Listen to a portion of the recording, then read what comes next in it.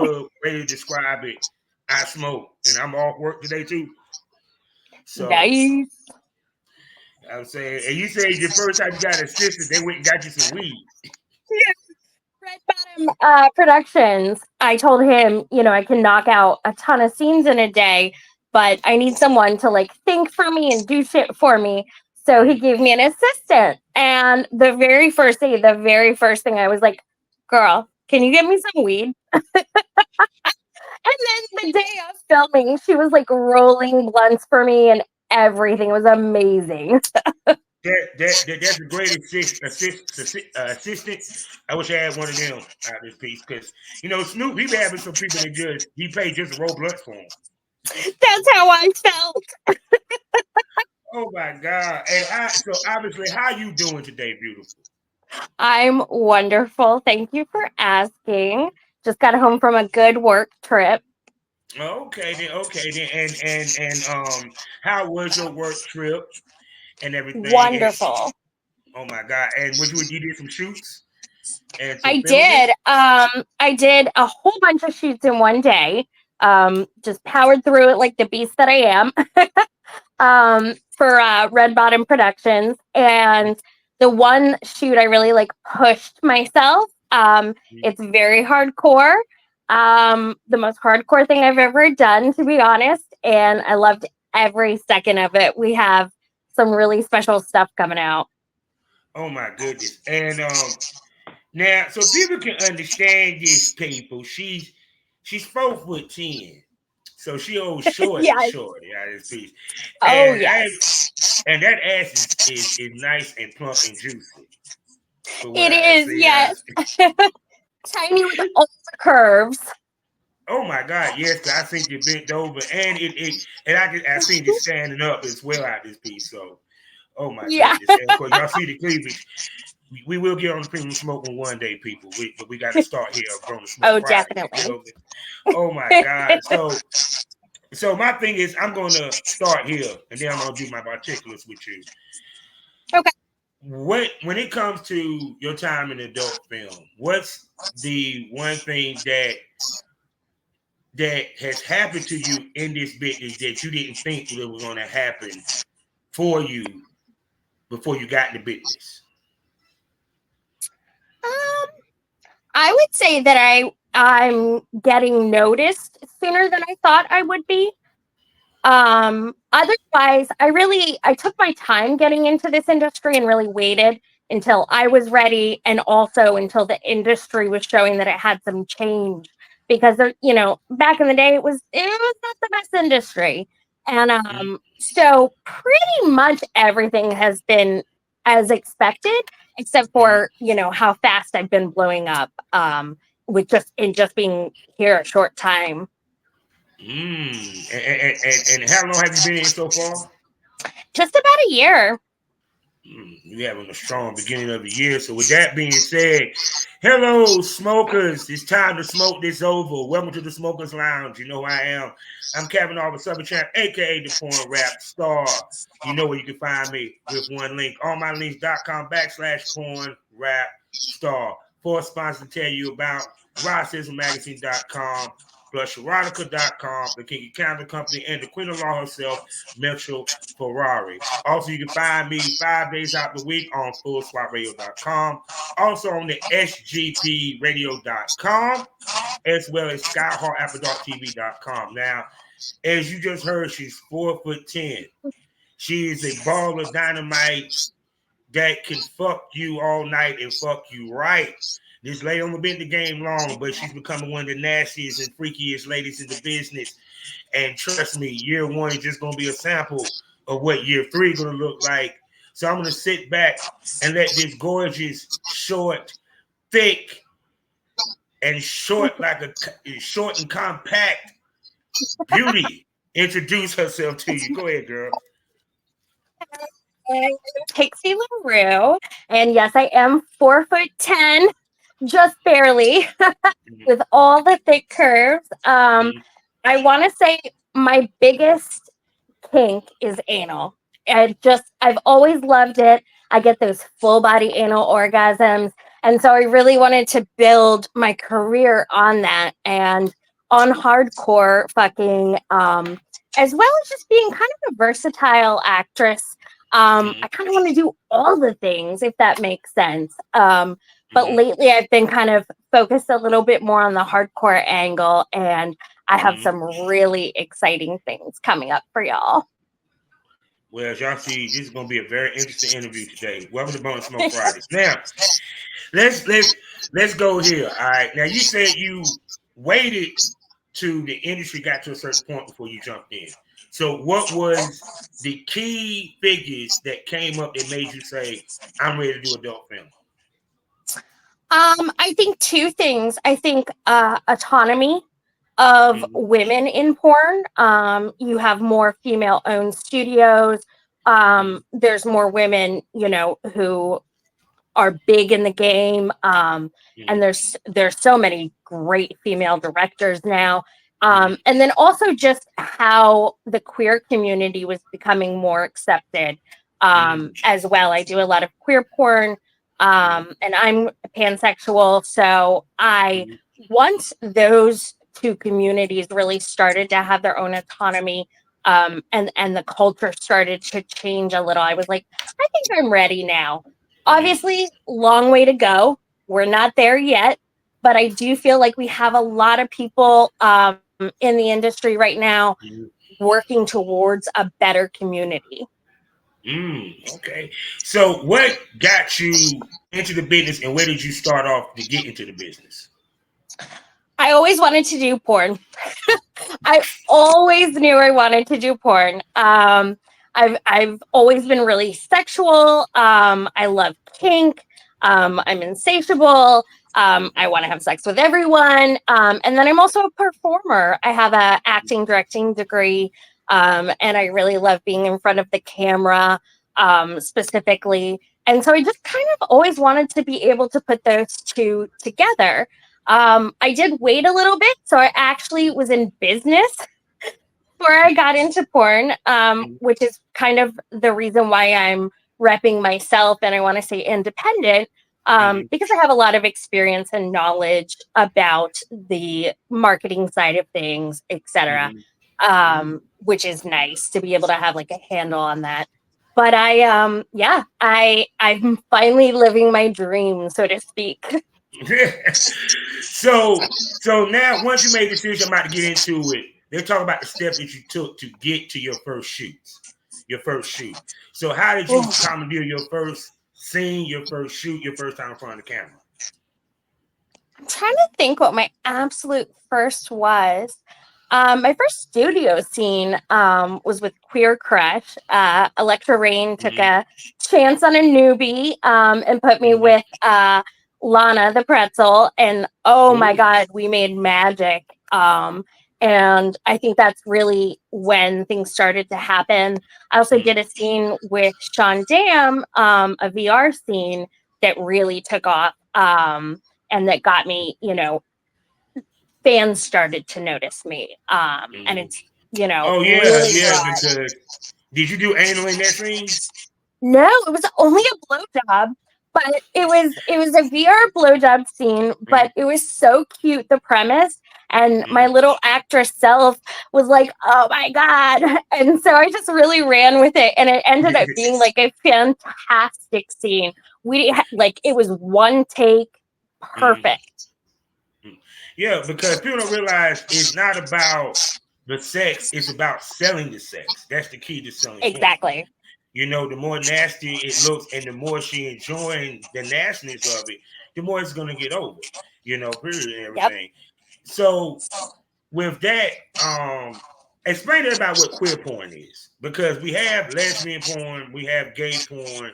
What is exactly is queer porn?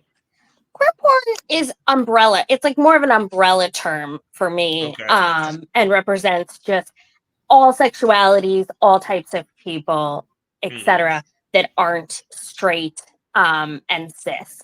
So, like, I make porn with all sexualities, all types of people, all genders, whoever. I'm really about vibes and performance, to be honest.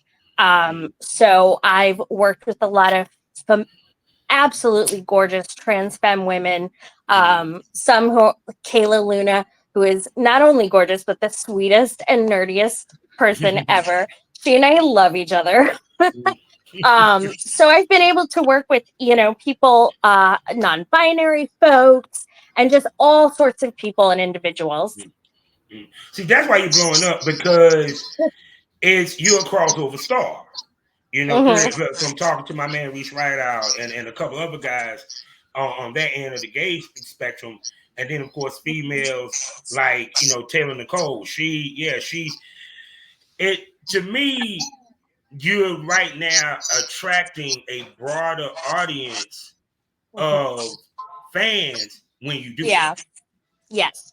Yeah, no, I think it's really important. All of the women in porn who have stayed the course for years are very versatile, and they can do so many types of things, and they're not put into a very niche category. And so I very much kind of want to follow that. And then also I'm just embracing what I love. Honestly, I really don't do anything that I hate. Like, I love hardcore stuff. I love working with all different kinds of people. Like, I just love the adventure of all of it and getting it on camera. Oh yeah. So now since you want to bring up the anal stuff, because I know people like, "Ooh, she said something."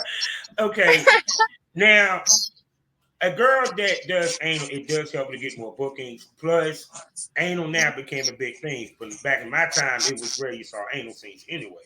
So for you, it's like, because you enjoy anal and the orgasm you get from it, do you think that your anal scenes go over better than most girls' anal scenes? I think a lot of my scenes do. You have this thing in porn where you have women that are doing it, as a career, as a money maker. And then you have women that do it just because they love it. And both are so valid and beautiful. And it's so amazing that we have both. But I always kind of feel bad for the folks that aren't having that pure enjoyment during it as well. Because, and not necessarily from a sexual aspect, but even just a performance aspect, and enjoying the moment and the creativity of it. And I think you can tell sometimes when that spark is not there. I saw a lot of porn where people looked annoyed or bored or, just no expression whatsoever. And we have this whole body and face to make all these expressions and to show all these emotions and stuff. And to not do, regardless of whether you're feeling that or not, but to not do that in the porn, I think just makes it feel a little stiff and weird, So I think that being natural, performing to the camera is something that's so important. So I'm gonna ask you this, because it's interesting you say that, right? Because now you've been in it for a year, you have shots and studio stuff. I know how Redbottom shoot. Shouts out to my man. You feel me? He's been on the show a couple of times. So it's because I always ask females this, and I'll let you answer in a minute. That do you have an orgasm during your shoots? Because understand this is not us just fucking. This is us fucking in front of the camera. So that means that, one, you got to have chemistry with this person. Now, granted, it might be content trade or what have you. We do have a choice of who we fuck on that camera, and we do pick them based off who we want to fuck them. So we're going to cut through the red tape on that. Now, but we still have to work the camera, do positions, and stuff of that nature. So the question that I bring to you is, one, do you orgasm in the majority of your shoots? And two, is it because when the people are making those faces like they're annoyed, is it because you think because the chemistry between her and that male talent ain't working, or is it something that they're doing that she don't enjoy, but she's doing it just because they're filming? So for the first one, lost my train of thought. I'm going to answer the second one first. Go ahead. I would say I think that it is a combo of sometimes chemistry, but also just lack of enjoyment of the thing that you're doing. I think that even if you do perform really well, sometimes people can still tell. I've tried to do solo stuff with my fans, and it's not my thing personally. And I really feel like my fans have been able to see that as much as I, put on my acting face, etc. And then, the orgasms. See, I knew I would come back to it. um, Yeah. I have actually had orgasms on set. It's usually only in certain situations. So it's situations where I don't have control. So like some of my BDSM shoots, Mm. and then most recently my anal scene with Mr. Big T. He was so big, the biggest I've ever had in my ass, bigger than my forearm. Okay. And that overwhelming feeling took over. And then all of a sudden, that euphoric anal full body Yeah. orgasm, I'm pretty chills, sure, goddamn it, hair he on was a end. performer. Woo, that is, Good that night. is some stuff. And then to have that over and over because you're just, I mean, not to get medical and technical, but Yeah. your butt's like, we can't handle this, so we're gonna throw all the endorphins at you. Yeah. But Yeah. on the flip side, it's phenomenal. I came out of that scene just like, whoo.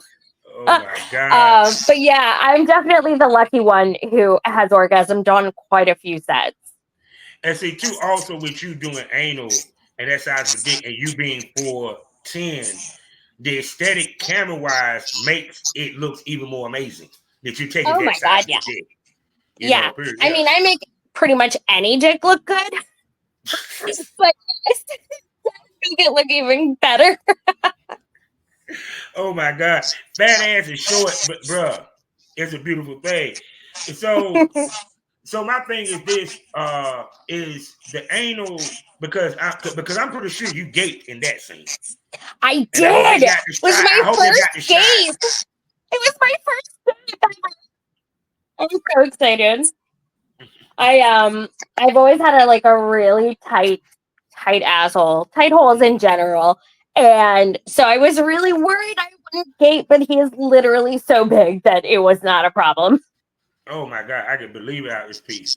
So is being an anal queen, is that something that you want to make the staple of your brand? Because every girl got a staple of their brand. Some females, the staple of their brand is milk content, hot wife content, Queen of Spades in a lot of cases, femdom, and in some cases, anal. So is that you want that to be the staple because one, you get the most pleasure out of it, and two, let's keep it 100. Anal is probably one of the most popular things for motherfuckers to watch. Because I even know over in Europe, Really it's is. big over in Europe. I see, what I'm saying, from Rainbow Ryder to Every Jane Oh, to yep, Taylor Nicole, their careers that yep, they've made off of anal and gaping and so forth. Go ahead. yeah. Oh no, definitely. All the women in the game that I look up to, anal and hardcore, are definitely top staples of their brand. And that's definitely I want to keep being my freaky, tiny, very autistic, stoner self who just loves hardcore. The more hardcore, the better. I just did a waterboarding scene. Oh Um, shit. yeah. You And you can you are see a the Dom's dream. But go ahead. you can see my face. I'm like choking on dick and water, and the euphoria in my face is just so there. So like I'm I surprised definitely brokenly. I don't know if it's sexually broken is still doing a thing. I'm surprised they ain't picked your ass up or something. Goddamn. Because that's along the lines of shit they be doing on that site. No, but because it's kind of like I'm gonna ask you this: do you want to be a crossover star? And what I mean by that is that your brand spans different genres within the porn industry. Because one, you yes, mentioned that you yeah, also you have a background in acting. So I'm pretty sure you're gonna have the role play scenes. correct. You do the BDSM, you do the anal, you know what I'm Already saying? You do the have. extreme BDSM. So So my thing is that something Hmm. that you look to also make your brand be when it comes to this porn, especially for your content? Oh my God, yes, definitely. Acting will definitely stay part of it. I really admire Sophie Byrne's career because I feel like she has really done the gamut of all the genres Mm, and is still able to keep herself and her authentic self, her brand. And I really admire that. Like I really, it would be a dream to someday work for like Ricky Greenwood on one of his sets. You know, mm, that's so stylized and all acting, and I love mm. that. But on the flip side, I want to go to Europe and get gang banged at some point. Like I can't do it all. Oh my God, have you done a And gangbang yet? no, I'm Mm. saving it. So what's the number you would want to do for your first gangbang? I mean, honestly, I think if I'm gonna do, wait and make it, my first one, I'm probably gonna go big and say like 20 plus. Okay, okay, okay. She ready, ladies and gentlemen. She ready. Oh, I'm a But nympho. I can go. see, damn, I hate that I'm retired. I would have loved to shoot with you. She can roll with me 6 scenes in the day, no problem. That's what I'm talking about. Oh, that's I what just I love them. do. Yeah, Mm-hmm. I just love them girls. I be like, no, they do some fetish. No, I want to fuck. Fuck all that fetish shit. We fucking. Okay, 6 scenes fucking. Let's go. You know. Yep. Yep. so It was so. amazing when I was working for Redbottom because I was like, each scene I had, a completely different outfit, a completely different Mm, makeup look. I knock out the scene. I go. I have my water because mm, I fast for anal personally. I mm, fast at least 2 days ahead of time mm. because for me and my body it works best, and then I know I'm good to go. And I can do things like, ass to pussy, ass to mouth, and not be like worried at all. Yeah, So, because what people don't realize when you do anal, part of it is ass to mouth. Now, don't get twisted.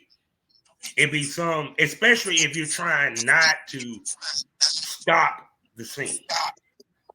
Because mhm, if you're talking about stop the scene, because you got some girls, they're not gonna do ass to mouth exactly. They'll make the dude go wash up real quick, then they pick it back up. yep, Now I've been with girls that was like, no, fuck that. Once you come out the ass, you can put it in my mouth, you can put it in my pussy because she done got the necessary stuff, enema to clean that asshole mhm. or what have you.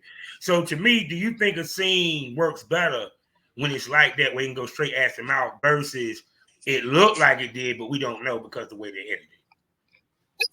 Wise, definitely. And then I think also too, like I try to get the ass to mouth like right on camera too, as much as Yeah. possible, because I know the fans love it. And personally, like I said, I do fast. I do a great flush.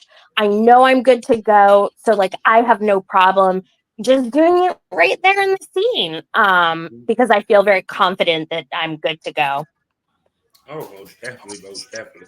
So now, when it comes to filming your content, how often do you film to keep up with updates and to keep fresh content? It really depends. I always have a backlog, so Okay. I can kind of rely on that, which is nice. Mm-hmm. So it really just depends. I'm getting more into, studio work and stuff. I like directing my own stuff, but I don't have the resources quite yet to do the scale I would want to do. So I'm Mm-hmm. kind of holding back on that a little bit, trying to just kind of make a name for myself right now, get noticed, pick up things, etc. Um, but yeah, that's kind of where I'm at with that. Mm-hmm. So, did you do solo content? I've tried. She rolled the eyes. Listen, it's not, and I know my fans can tell. Like I know they can tell that it's not really my thing. The only solos that I've genuinely enjoyed have been customs. Mm-hmm. I do love customs. Mm-hmm. Creative customs. Like I had a custom where the guy wanted me to shoot stuff out of my butt. and I had to shoot whipped cream out of my butt. And somehow I convinced my poor roomie best friend who knows everything I do. I got her to be the camera person. And silly me didn't think about how aerosol would also be going up my butt. So I go to shoot it out, and it shut. God. It was hysterical. That poor woman. She was like, I think I'm done now. Oh my God. But I will say that was a fun one. I also got a grape stuck in my butt with that one. Oh my goodness. Yes, we talking a lot of butt stuff, ladies and gentlemen. We talking a lot of butt stuff. All the butt stuff. Oh my God. So now the question I want to come to on this one is, all right, now when it comes to the male talent that you work with, how do you pick the male talent that you work with other than, okay, I find him sexy, I wouldn't mind fucking him? It has to be more than that because you're trying to hit a certain level in the porn business. And you are judged upon who you fuck. Yes. You know, period. Yeah, I honestly don't even necessarily go for like pretty face stuff. I'm really about performance, how they look on camera, how they, film. Do they have a reach? Are they going to make my career better in some way? And then also, are they an asshole? Honestly, I will like read replies that they say to people and stuff like that to really get a vibe, because I really, really, really don't want to be associated with anyone that's, just a shitty human being. So I really do try to stay away from that. Obviously, nobody's perfect. I'm sure I'm going to fuck up at some point. But I like to, remind people that we should always be judging abusers and not those that work with them, because sometimes you don't even have a choice. Yeah. Unfortunately. No, trust and believe, you sometimes can only work with what's in the room. Period. I've been there. Trust and believe I've been there. You feel what I'm saying? Yep. What are you gonna do? You're on set. You're supposed to, be about to work. Situations happen, unfortunately, and you don't necessarily have a choice. And two, on this end as well. Now, because your gambit of scenes and type scenes is broad, I know that it's hard to find certain male talent for certain type scenes, such as a BDSM scene, such as if you want him to act a role. You feel where I'm coming from? So it's like, for you, when it comes to scenes that you want to do, how do you find those guys? Because now that's a different level of research and recruitment. It is hard, let me tell you. There's also something about me. I don't know why, but I think it's the tiny thing. People want to protect me, and I'm like, no. I want you to beat me up. So it's difficult. I'm not gonna lie, it's difficult. But they're there. They're there. I just worked with Sir Goldie, and he was amazing. We did a lot of breath work, and his cues were perfect. He knew exactly when to let me up to breathe, etc.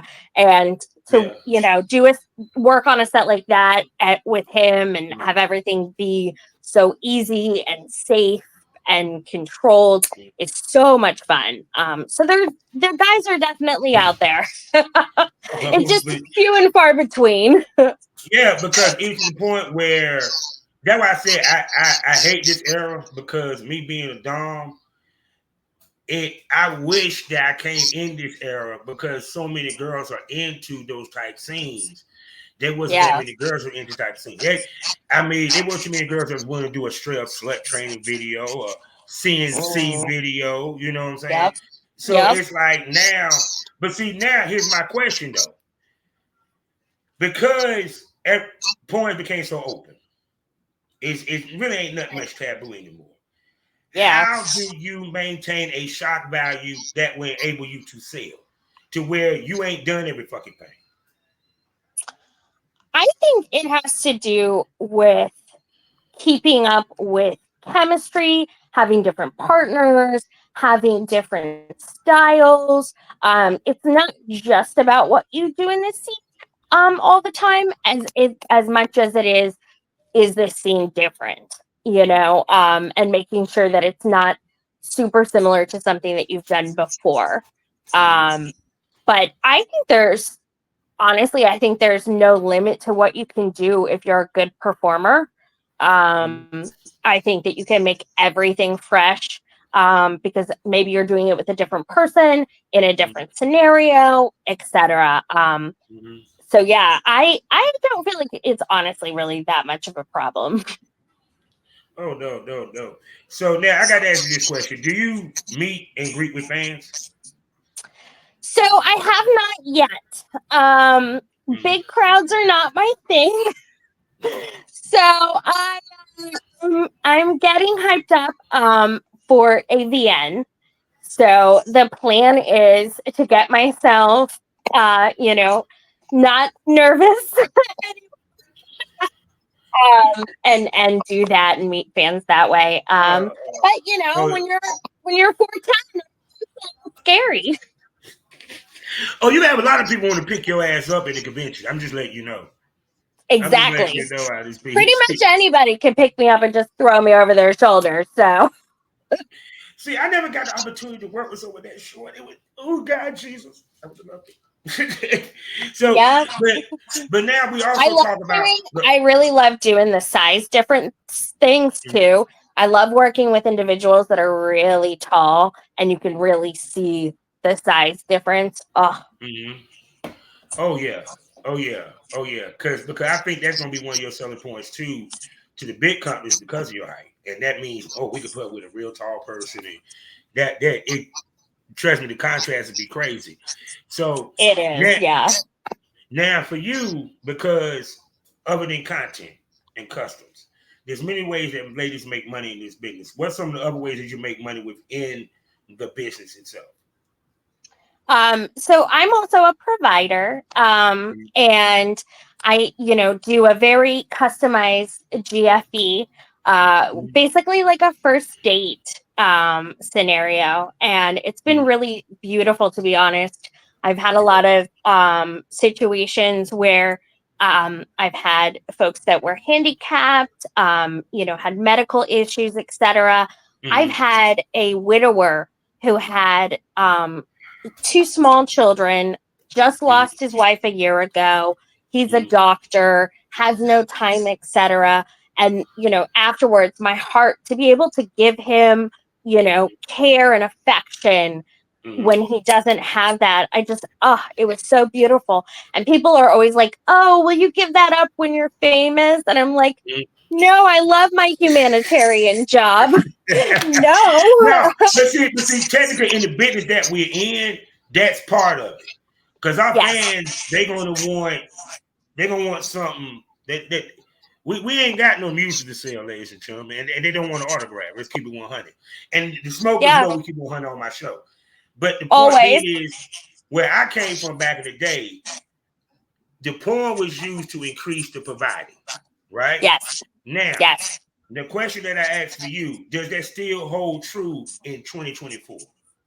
Because you're blowing up on the porn end. You're being seen. I'm telling you this now from the producers that I'm seeing you working with, the time I'm seeing you working with. When you got Redbottom saying, hey, you might want to interview her. Yeah. I listen. So I love him. He's amazing. Yeah. So does that kind of help, one, the increase of flow, and two, the increase of price?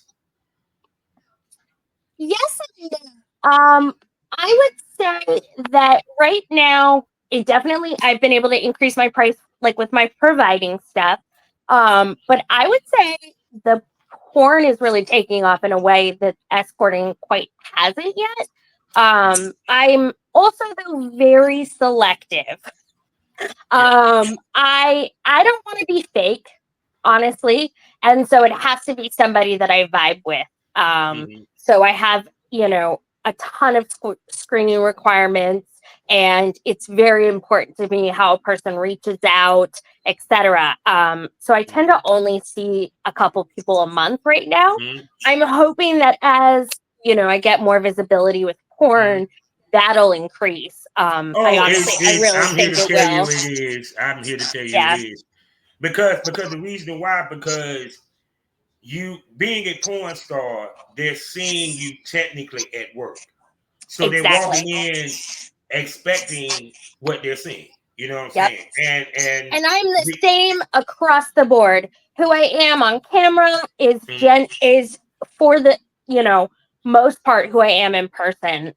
mm, I genuinely love sex, and I get so crazy, especially when I'm mm, in person with someone and I don't have mm, to deal with a camera, and I get so in the moment. And so when I vibe with someone like that, mm, because for me that's really what it mm, is who the human is, not mm. necessarily what they look like, or it's like who you are as a person, and that Yeah. attracts me to you. So like, yeah, I'm definitely who I am across the board, which is Mhm. fun too. Yeah, because to me, even when I was talent, I wanted to have connection with the person. Yeah, I'm not saying talking about we might go on a date or nothing, but some Right. type of personal connection because we are going to fuck on camera. We ain't going on a date. Yeah, I might smoke a blunt with you. I probably buy some pizza, but Yeah. we're there to film and fuck on camera. And Mhm. it is a flirtation that's there because me as a man, I want to know that Miss LaRue wants to fuck me as bad as I want to fuck her because that would make the scene pop, Yeah. because of the energy that's there. Because I'm sorry, I'm Italian. I want this shit to be nasty. I want the head to be sloppy. I want the shit to be just like when I go back, my dick is rock hard and I want to go jerk off. I'm Hmm. just saying, you know. Listen, I know when they pull out in the middle of the scene, it's because they're trying not to come. Okay, I already know. But yeah, no, I chemistry Mhm. definitely helps. And definitely makes this scene a lot better. Yeah. Because even to the point, like, let's just keep it 100. A lot of positions that we have to do that y'all don't get to do in normal life has to Yes. go right, and that chemistry has to be right, especially when it comes to anal. Because, Oh my God, for, yeah. for example, I'm pretty sure you do reverse cowgirl anal. Am I correct? I do. Yes. So you know how much got to go right for that to happen? Listen, you want to know what the hardest one for me is? What? DP. DP, because I'm so tiny. I can Yeah. only do it in a couple positions that really work for a camera, Mhm. unfortunately. I Oh, think yeah. that Oh, now go ahead. Go ahead. I'm sorry. I was going to say, I think that I really been working on my flexibility even more. So I Mhm. think that I'll be able to do even more in the future. And I have done some pretty crazy things, Mhm. to be honest. I sometimes my body does stuff I didn't know it could do, to be honest. Like in the middle of a scene, it'll just come to me, Mhm. and the next thing you know, I'm doing something crazy. I have a scene coming up where I'm getting anally fucked on a ladder. So, Wow. See, that's what I'm talking about because it's like, how much does it get the pussy wet knowing that porn allows you to try and have the grace of discovery when it comes to sexuality? Because I always ask people that. Because porn, our job is to try those sexual boundaries that vanilla people can't really cross for so much, let alone try. mhm. So how good does it feel mentally to be able to do that and really dig into your sexuality and get to know who you are sexually? Oh, I love it. I honestly, in my personal life, I don't have that many firsts anymore. So because I've run, I always been a safe slut. Okay, I love sex. I love people. Mhm, So my whole life I've been experimenting basically and figuring out what I like and what I want. And so mhm, then to be able to do that on camera for people mhm. is a whole bunch of firsts. for me, Mhm. which makes it even more exciting and fun to do. And then I love doing things that haven't necessarily been done before or done in the way I do them, and Mhm. I want more of that too. Mhm. So now let's talk about the unsexy shit real quick, people, because the fun part is the fucking on camera. Now it comes to marketing, because you mentioned that you have a background in marketing. What's some of the mistakes that girls make, in your opinion, when it comes to marketing that shit? I would say the biggest is editing. That's something specifically that fans talk about a lot too. Is the over editing, looking like you don't look in your scenes, basically. Unfortunately, and I know we're all insecure. Everyone has insecurities. I Mhm. absolutely hate how I look sometimes on camera, but I think it's important that we be true to ourselves. Especially for all the kids with food disorders and body Mhm. dysmorphia, etc. If we're portraying a fake image that doesn't exist, I just think we're doing a disservice to those kids, Mhm. who will eventually be teenagers and whatever and see us. But I think that's a huge part of it. And just being like fake.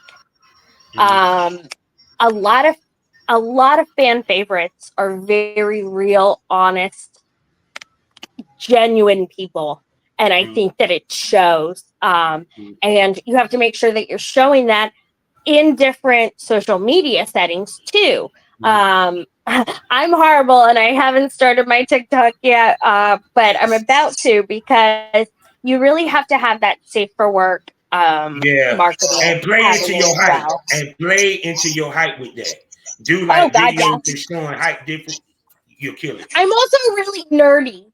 So I'm That gonna, too. just be my nerdy self. And then I like to talk a lot about my autism, because this is the first time I've been able to be out, so to speak, in a Mhm. job ever.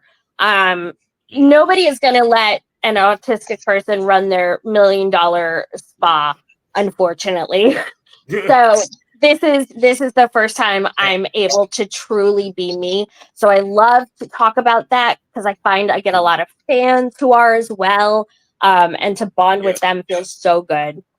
yeah, because you'd be surprised how many people in the industry is autistic. Oh my God, yes. Yeah, you'd be It's surprised one of how my many. favorite things. You know what I'm saying? Shouts out to Kylie BBW.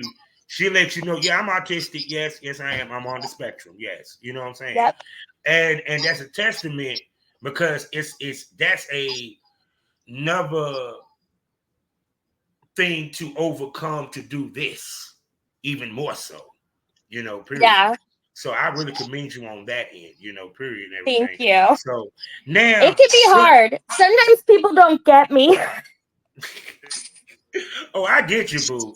I get her, goddamn, her gorgeous, sexy ass. Now I'm gonna talk about this, Aw. because we were talking about the marketing. Now I went down Yeah. your page. I see that you understand the point of selling the idea of, I'm trying to say it right. You're not selling sex to me. Okay? You're not selling Yeah. sex. You're selling sex appeal. Yes. Period. Even to the point that, yeah, even when you have like a lot of your still shots for your vids, they're Hmm. professionally shot. You know what I'm saying? Yeah. How is it that you understand the importance of portraying yourself as a sex symbol in this day and age versus somebody that just loves to have sex? Because I see that you're marketing Yes. yourself as a sex symbol, like a Woody model, and so forth. Go ahead. So one of the things I say a lot is, you have, in especially in content creating, etc., you have a lot of people who are gorgeous individuals who love sex, and they think that that just means they can do porn. And unfortunately, it's not. Porn is so much more than that. It's performing to the camera, how you look on the camera, how's your back arch, Yeah. Do you know how many people will come into this industry and they're flat as a board, and you're just like, but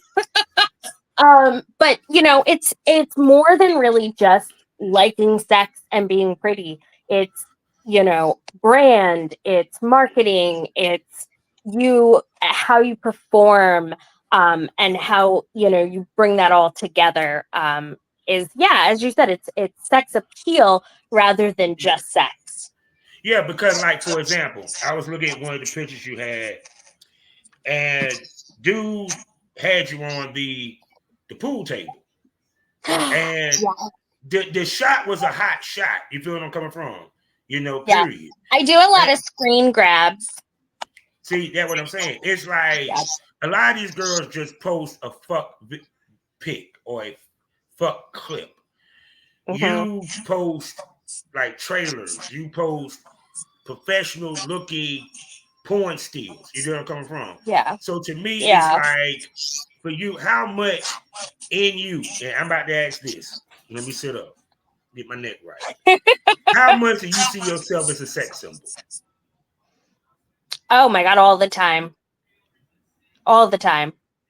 I'm You really have to fall in love with yourself, even with your insecurities, you know? And it helps that I have phenomenal fans and friends and people that, you know, boost me up. But I've just learned that being a sex symbol is not necessarily being gorgeous. It's being who you are. And every day I'm more and more myself, and it's so sexy. And I think that my fans see that, and it really comes across in everything I do, which makes it, you know, appealing to all. See, that's what I'm talking about. This piece.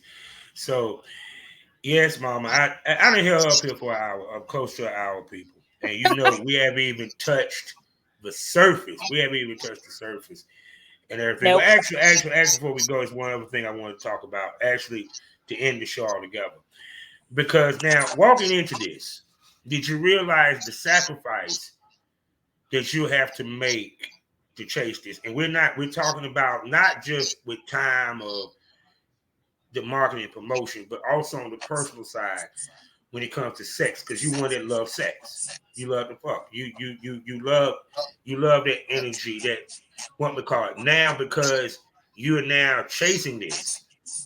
You feel what I'm saying? Hmm. Testing It's the money for different. testing. Yeah. How much of It's a definitely sacrifice in different. your personal life? Go ahead. I would say I'm very lucky. I'm out to all my friends. My mom knows what I do and is supportive and brags to her friends.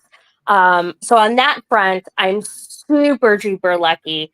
Um, and I also have financial support, which is honestly one of the things nobody talks about. But in the Yeah. beginning, it's very, very hard. Yeah. You don't necessarily make a ton of money. And to have people who are like, we're not going to let you go homeless while you're working towards this goal and stuff has been phenomenal. My one friend jokes, she's like, and I mean, she's not even really joking. She's like, I've always wanted to be a patron of the arts. I'd rather, you know, donate to my friend's art, you Yeah. know, someone I care about, than, you know, some stranger. So she's constantly telling me not to worry about it. But I'm so lucky in that respect. I would say dating wise though, it is very hard. I don't see guys that don't get tested to the level that I do. It's like a requirement for me. And that's something you can't just get with a one night stand. And so I would say I miss being slutty in a lot of ways too. See, that's why you shoot so much. See, just like my ass, god dang it. Hey, Exactly. I took advantage of when I I'm shot. like, That's I why we need shot so this. much. Yeah, Yeah. because no, it's because I even talk to swingers, people that's probably that do this. Mm-hmm. You can't move like you used to because the money is lost if you're not clean. You know, period. And Well, I don't like to use that word because nobody is unclean. It's bacterial infections. This is bacteria we actually carry in our bodies. A lot of people don't realize, but you can get a bacterial STI from yourself using a Oh yeah. toy. Like literally. So this idea of like clean, technically you can be being very good and, working with only Oh. people that have a test and still something happens. So I'm I trying to get totally. away from the stigma. Yeah. No. See, understand what I mean by that, so my fans can understand, so they won't get misconstrued.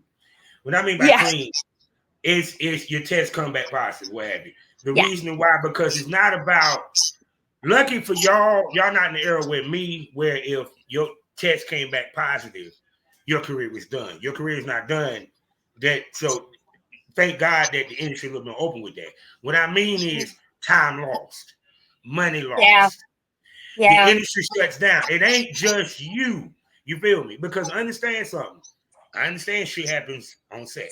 You feel me? And a test is only as good as the last person that you fucked. Period. So, like I said, yeah, it's like I want people to, as much as these people sit here and hear how much these girls make money with the OnlyFans and all that, they also need to hear on the spectrum what they got to give up to make that money. Yep. Period. So Oh yeah, yeah. You can't just be with, like, you have to make sure that everyone in your life knows their status, basically.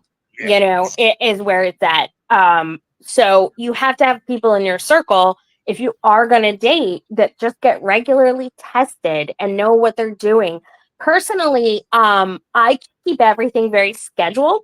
So if I do catch something, or if, somebody else's bacteria is just a little too overwhelming for my body, because like I'm immunocompromised, I will get things when everyone has been tested negative for years, because I just too much, the littlest bit extra bacteria, and my body says no thank you, and sends all the white blood cells, and the next thing you know, infection.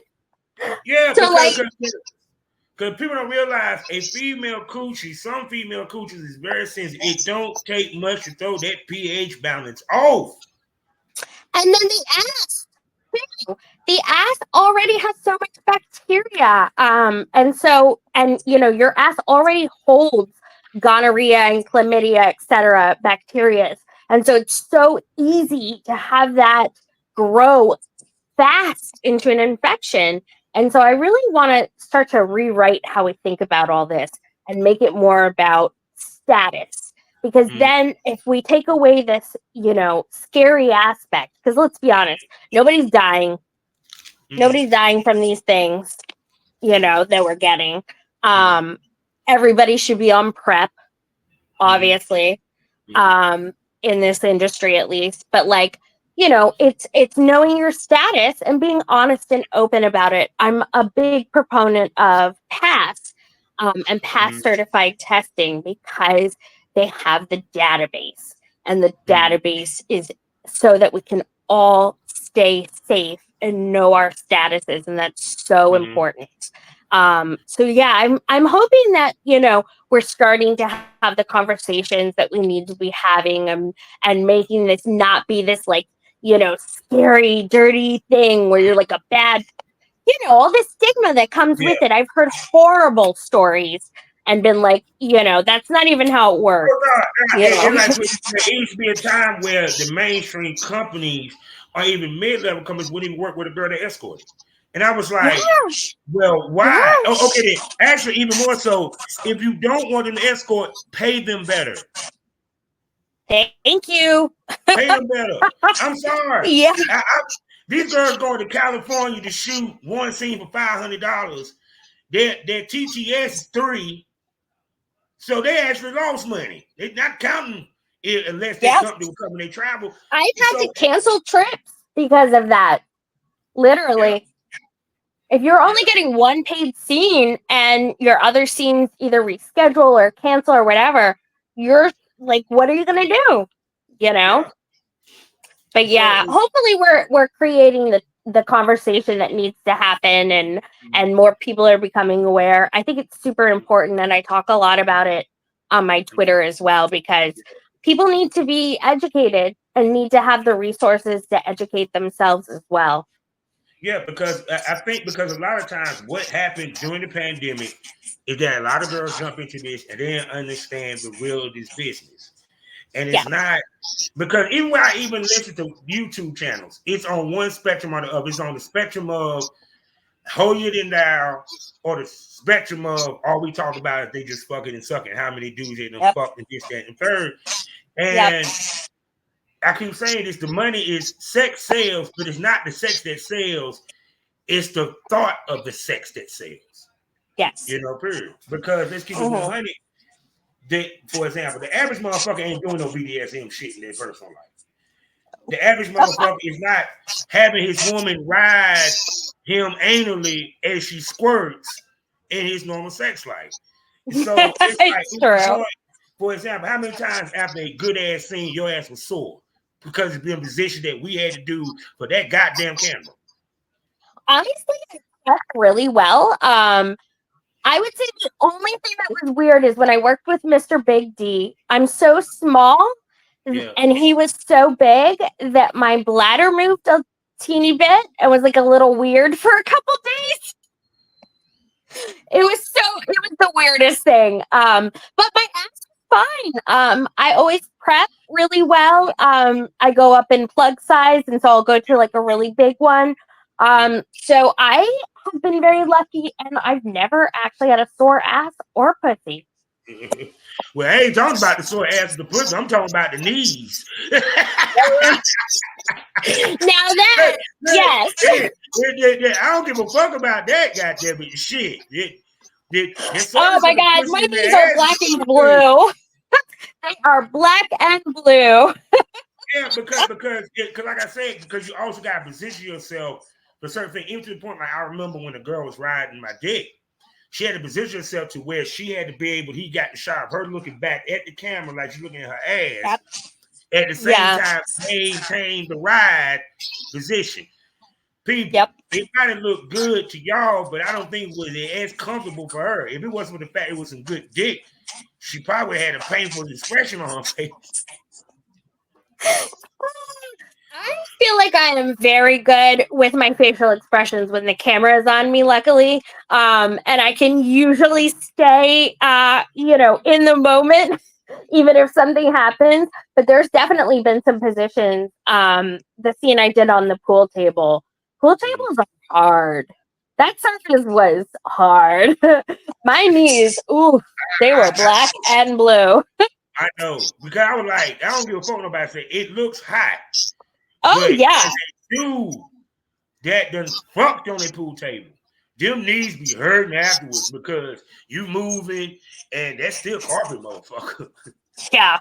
And it's not even soft carpet. Like, it's the worst kind.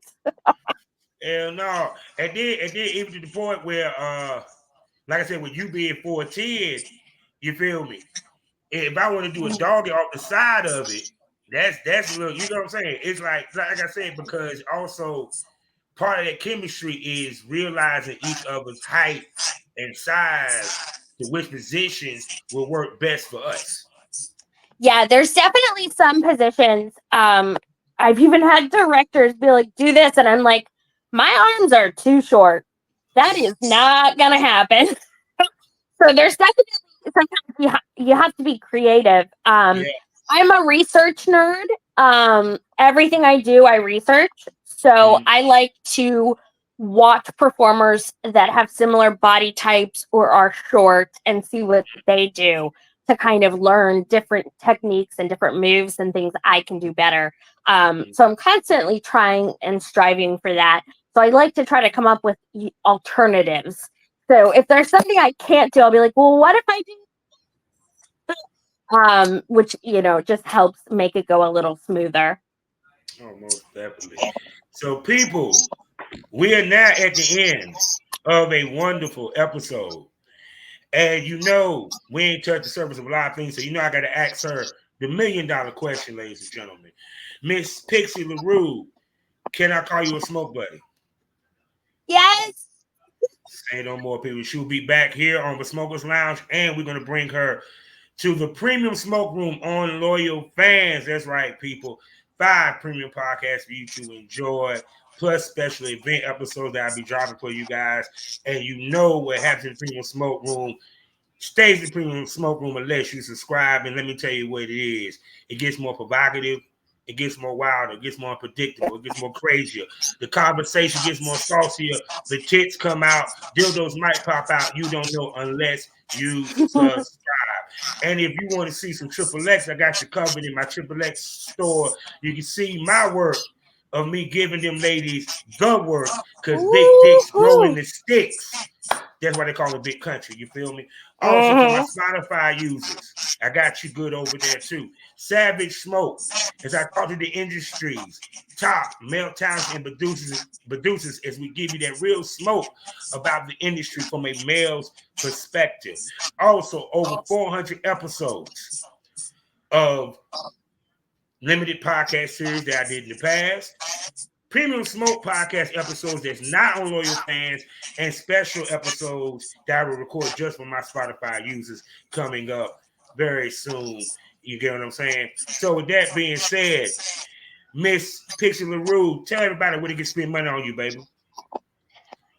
I am the same everywhere. I've got many vids. I've got OnlyFans, Fansly, and soon coming, I'll be on Fap House and Clips for Sale. It's Pixxie LaRue with 3 X's everywhere across the board. And then on Twitter, you can find me at WEE_Pixxie, PIXXXIE. There you go, people. So the links in the description. Y'all go check out this short and compact thick vixen, ladies and gentlemen. So what do we leave you with? What do we smoke this over? What did we learn today? Well, what you learned is the porn industry is a craft which you must master. If you do not master it, you're not going to have any success. You're not going to have no long-term success. You're not going to make any money. It's more than just fucking. It's more than just sex. You feel me? But see, the problem is because everyone think that they can fuck and they're good at it, y'all think y'all can do what we do. But see, you don't understand what we do. No. We make it look good. It takes great skill to look good with a dick in your mouth, ladies. It does. It takes skill to look good with a dick in a pussy. You feel me? It's more than just us fucking.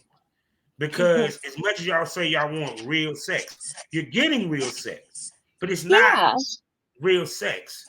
It's sexual fantasy. It's just a fantasy that's relatable to you. Whether you got to it or it's just your cell phone, he hit the doggy style. It's still a fantasy. So, with that being said, people, you know we end these things all day, every day. Life is a learning experience. What's the point of the experience if you haven't learned anything? Smoke this over. Mr. Roots, say goodbye to the smokers, baby. Bye, y'all.